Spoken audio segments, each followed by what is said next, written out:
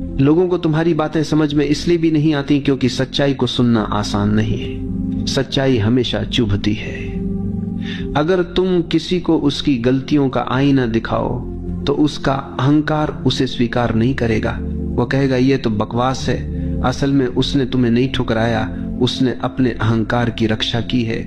हर व्यक्ति वही सुनना चाहता है जो उसकी सुविधानुसार हो, जो उसके अहंकार को सहलाए।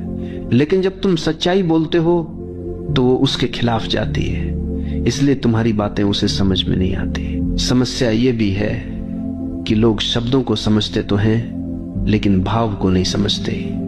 तुमने कभी अनुभव किया होगा कि तुमने सामने वाले को कुछ कहा और उसने उसका बिल्कुल ही उल्टा अर्थ निकाल लिया। तुमने तो प्रेम से कहा था लेकिन उसने उसे ताना समझ लिया।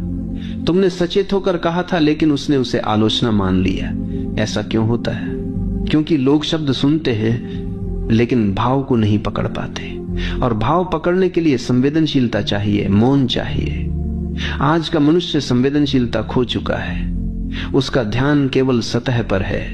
गहराई में जाने की उसकी क्षमता धीरे धीरे समाप्त हो गई। यही कारण है कि हमारी बातें उसके दिल तक नहीं पहुंच पाती।